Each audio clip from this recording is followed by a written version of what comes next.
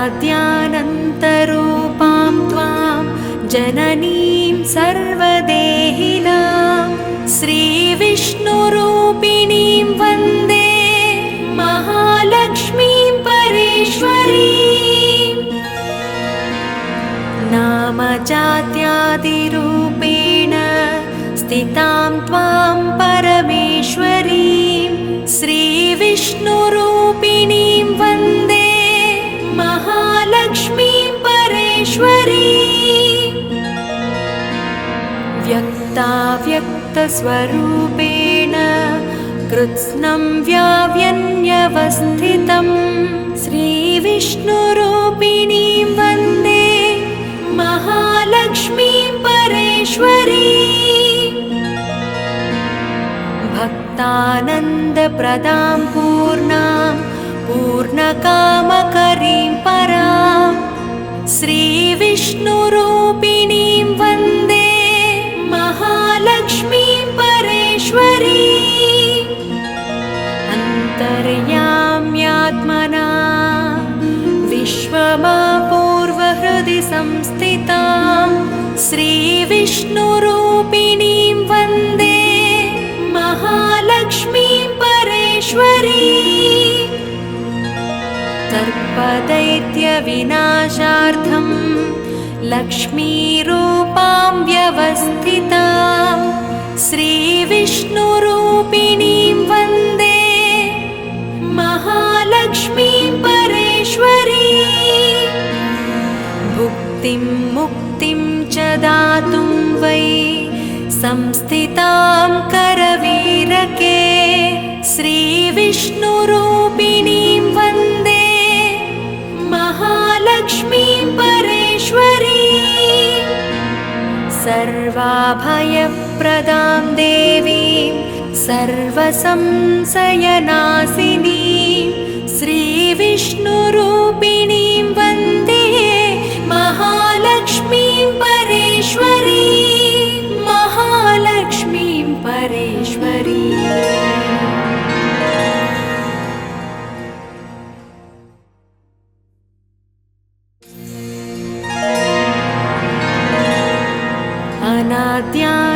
अनाद्यानन्तरूपां त्वां जननीं सर्वदेहिनां श्रीविष्णुरूपिणीं वन्दे महालक्ष्मीं परेश्वरीं।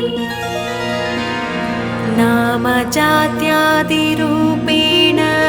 स्थितां त्वां परमेश्वरीं श्रीविष्णुरूपिणीं वन्दे महालक्ष्मीं परेश्वरीं। व्यक्ताव्यक्तस्वरूपेण कृत्स्नं व्याव्यन्यवस्थितं श्रीविष्णुरूपिणीं वन्दे महालक्ष्मीं परेश्वरीं। भक्तानन्दप्रदां पूर्णां पूर्णकामकरीं परां श्रीविष्णुरूपिणीं वन्दे महालक्ष्मीं परेश्वरीं। अन्तर्याम्यात्मना विश्वमापूर्वहृदि संस्थितां श्रीविष्णुरूपिणीं वन्दे महालक्ष्मीं परेश्वरीं। सर्पदैत्यविनाशार्थं लक्ष्मीरूपां व्यवस्थितां श्रीविष्णुरूपिणीं वन्दे महालक्ष्मीं परेश्वरीं। भुक्तिं मुक्तिं च दातुं वै संस्थितां करवीरके श्रीविष्णुरूपिणीं वन्दे महालक्ष्मीं परेश्वरीं। सर्वाभयप्रदां देवीं सर्वसंशयनाशिनीं श्रीविष्णुरूपिणीं वन्दे महालक्ष्मीं परेश्वरीं। महालक्ष्मीं परेश्वरीं।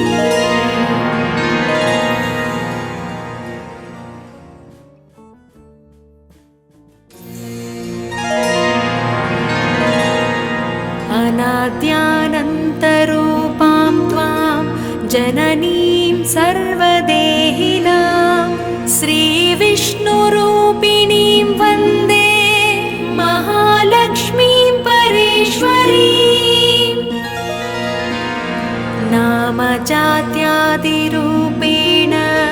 स्थितां त्वां परमेश्वरीं श्रीविष्णुरूपिणीं वन्दे महालक्ष्मीं परेश्वरीम्।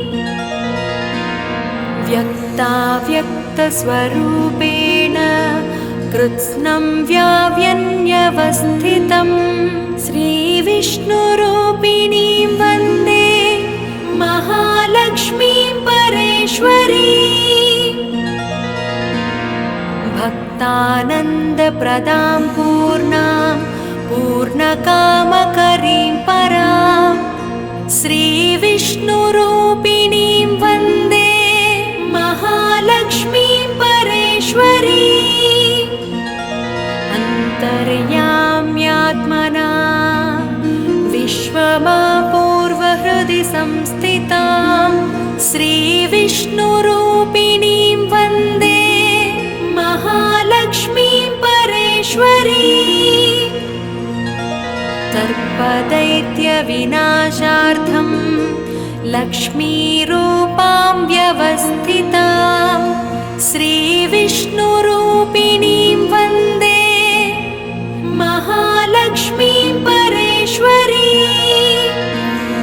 भुक्तिं मुक्तिं च दातुं वै संस्थितां करवीरके श्रीविष्णुरूपिणीं वन्दे महालक्ष्मीं परेश्वरीम्। सर्वाभयप्रदां देवीं सर्वसंशयनाशिनीं श्रीविष्णुरूपिणीं वन्दे महालक्ष्मीं परेश्वरीम्। महालक्ष्मीं परेश्वरीम्।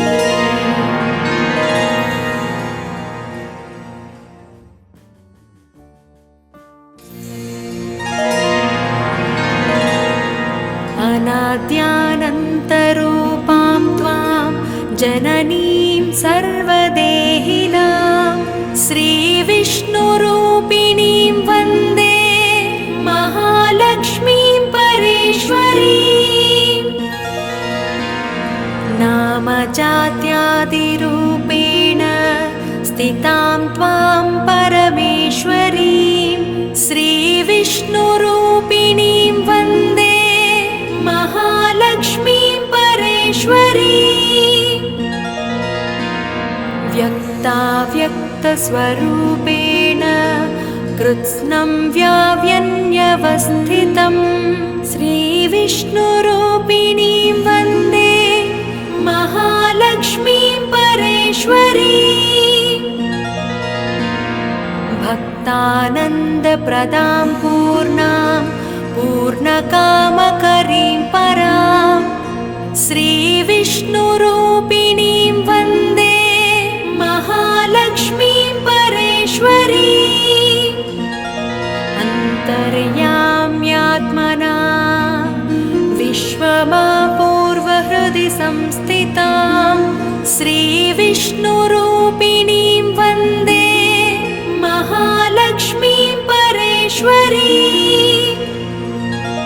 सर्पदैत्यविनाशार्थं लक्ष्मीरूपां व्यवस्थितां श्रीविष्णुरूपिणीं वन्दे महालक्ष्मीं परेश्वरीम्। भुक्तिं मुक्तिं च दातुं वै संस्थितां करवीरके श्रीविष्णुरूपिणीं वन्दे महालक्ष्मीं परेश्वरीम्। सर्वाभयप्रदां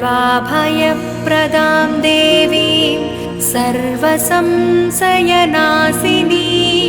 श्रीविष्णुरूपिणीं वन्दे महालक्ष्मीं परेश्वरीम्। महालक्ष्मीं परेश्वरीम्।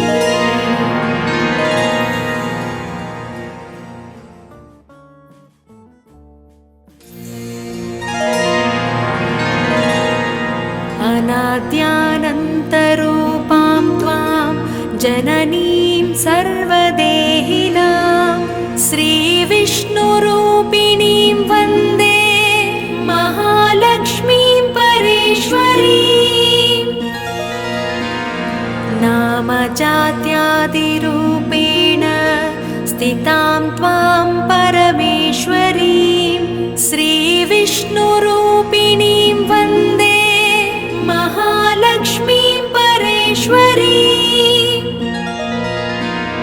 व्यक्ताव्यक्तस्वरूपेण कृत्स्नं व्याव्यन्यवस्थितं श्रीविष्णुरूपिणीं वन्दे महालक्ष्मीं परेश्वरीं भक्तानन्दप्रदां पूर्णां पूर्णकामकरीं परां श्रीविष्णुरूपिणीं वन्दे महालक्ष्मीं परेश्वरीं अन्तर्याम्यात्मना विश्वमापूर्वहृदि संस्थितां श्रीविष्णुरूपिणीं वन्दे महालक्ष्मीं परेश्वरीं सर्पदैत्यविनाशार्थं लक्ष्मीरूपां व्यवस्थितां श्रीविष्णुरूपिणीं वन्दे महालक्ष्मीं परेश्वरीं भुक्तिं मुक्तिं च दातुं वै संस्थितां करवीरके श्रीविष्णुरूपिणीं वन्दे महालक्ष्मीं परेश्वरीं सर्वाभयप्रदां देवीं सर्वसंशयनाशिनीं श्रीविष्णुरूपिणीं वन्दे महालक्ष्मीं परेश्वरीं महालक्ष्मीं परेश्वरीं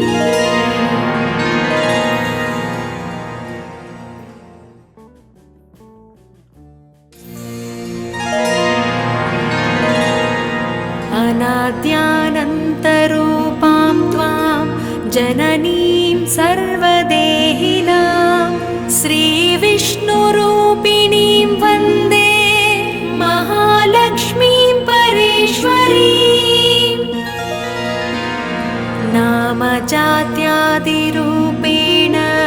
स्थितां त्वां परमेश्वरीं श्रीविष्णुरूपिणीं वन्दे महालक्ष्मीं परेश्वरीं व्यक्ताव्यक्तस्वरूपेण कृत्स्नं व्याव्यन्यवस्थितं श्रीविष्णुरूपिणीं वन्दे महालक्ष्मीं परेश्वरीं भक्तानन्दप्रदां पूर्णां पूर्णकामकरीं परां श्रीविष्णुरूपिणीं वन्दे महालक्ष्मीं परेश्वरीं अन्तर्याम्यात्मना विश्वमापूर्वहृदि संस्थितां श्रीविष्णुरूपिणीं वन्दे महालक्ष्मीं परेश्वरीं सर्पदैत्यविनाशार्थं लक्ष्मीरूपां व्यवस्थितां श्रीविष्णुरूपिणीं वन्दे महालक्ष्मीं परेश्वरीं भुक्तिं मुक्तिं च दातुं वै संस्थितां करवीरके श्रीविष्णुरूपिणीं वन्दे महालक्ष्मीं परेश्वरीं सर्वाभयप्रदां देवीं सर्वसंशयनाशिनीं श्रीविष्णुरूपिणीं वन्दे महालक्ष्मीं परेश्वरीं महालक्ष्मीं परेश्वरीं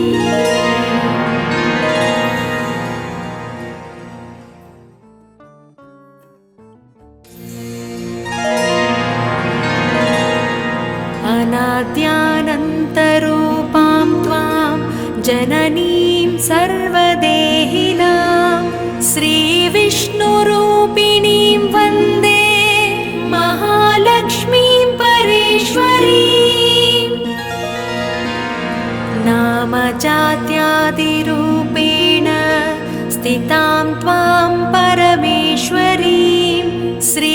श्रीविष्णुरूपिणीं वन्दे महालक्ष्मीं परेश्वरीं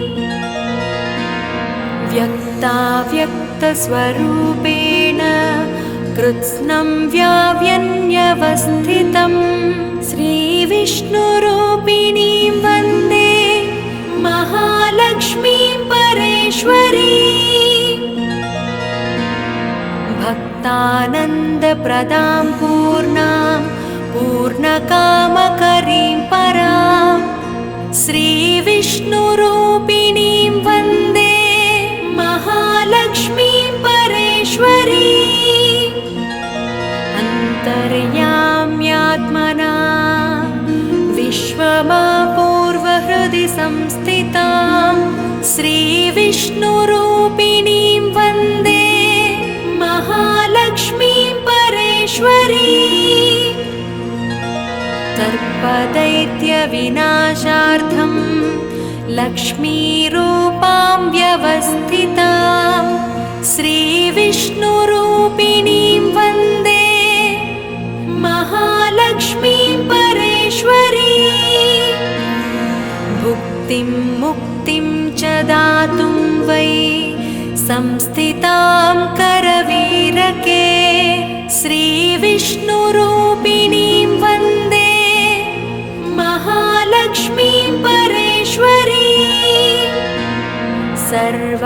सर्वाभयप्रदां देवीं सर्वसंशयनाशिनीं श्रीविष्णुरूपिणीं वन्दे महालक्ष्मीं परेश्वरीं महालक्ष्मीं परेश्वरीं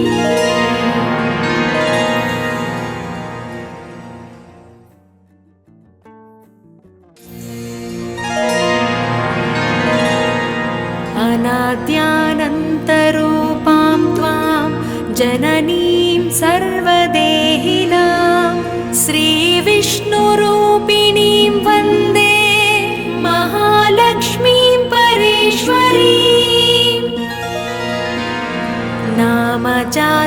नामजात्यादिरूपेण स्थितां त्वां परमेश्वरीं श्रीविष्णुरूपिणीं वन्दे महालक्ष्मीं परेश्वरीं व्यक्ताव्यक्तस्वरूपेण कृत्स्नं व्याव्यन्यवस्थितं श्रीविष्णुरूपिणीं वन्दे महालक्ष्मीं परेश्वरीं भक्तानन्दप्रदां पूर्णां पूर्णकामकरीं परां श्रीविष्णुरूपिणीं वन्दे महालक्ष्मीं परेश्वरीं अन्तर्याम्यात्मना विश्वमापूर्वहृदि संस्थितां श्रीविष्णुरूपिणीं वन्दे महालक्ष्मीं परेश्वरीं सर्पदैत्यविनाशार्थं लक्ष्मीरूपां व्यवस्थितां श्रीविष्णुरूपिणीं वन्दे महालक्ष्मीं परेश्वरीं भुक्तिं मुक्तिं च दातुं वै संस्थितां करवीरके श्रीविष्णुरूपिणीं वन्दे महालक्ष्मीं परेश्वरीं सर्वाभयप्रदां देवीं सर्वसंशयनाशिनीं श्रीविष्णुरूपिणीं वन्दे महालक्ष्मीं परेश्वरीं महालक्ष्मीं परेश्वरीं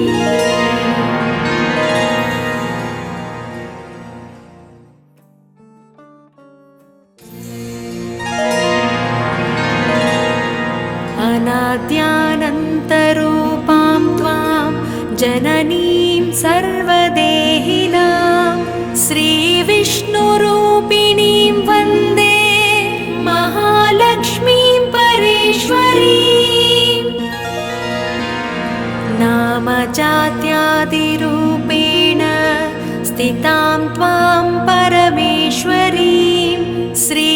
श्रीविष्णुरूपिणीं वन्दे महालक्ष्मीं परेश्वरीम् व्यक्ताव्यक्तस्वरूपेण कृत्स्नं व्याव्यन्यवस्थितं श्रीविष्णुरूपिणीं वन्दे महालक्ष्मीं परेश्वरीम् भक्तानन्दप्रदां पूर्णां पूर्णकामकरीं परां श्रीविष्णुरूपिणीं वन्दे महालक्ष्मीं परेश्वरीम् अन्तर्याम्यात्मना विश्वमापूर्वहृदि संस्थितां श्रीविष्णुरूपिणीं वन्दे महालक्ष्मीं परेश्वरीम् सर्पदैत्यविनाशार्थं लक्ष्मीरूपां व्यवस्थितां श्रीविष्णुरूपिणीं वन्दे महालक्ष्मीं परेश्वरीम् भुक्तिं मुक्तिं च दातुं वै संस्थितां करवीरके श्रीविष्णुरूपिणीं वन्दे महालक्ष्मीं परेश्वरीम् सर्वाभयप्रदां देवीं सर्वसंशयनाशिनीं श्रीविष्णुरूपिणीं वन्दे महालक्ष्मीं परेश्वरीम् महालक्ष्मीं परेश्वरीम्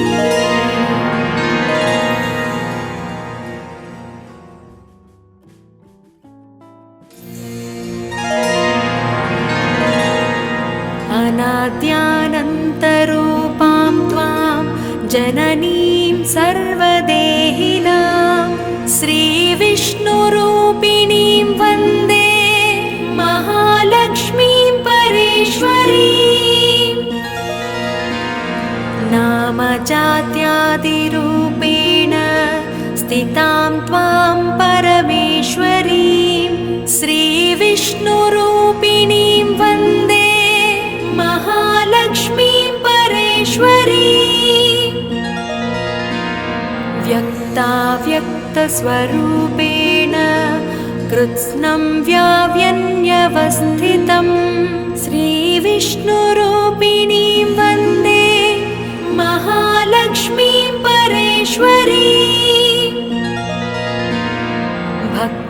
भक्तानन्दप्रदां पूर्णां पूर्णकामकरीं परां श्रीविष्णुरूपिणीं वन्दे महालक्ष्मीं परेश्वरीम् अन्तर्याम्यात्मना विश्वमापूर्वहृदि संस्थितां श्रीविष्णुरूपिणीं वन्दे महालक्ष्मीं परेश्वरीम् सर्पदैत्यविनाशार्थं लक्ष्मीरूपां व्यवस्थितां श्रीविष्णुरूपिणीं वन्दे महालक्ष्मीं परेश्वरीम् भुक्तिं मुक्तिं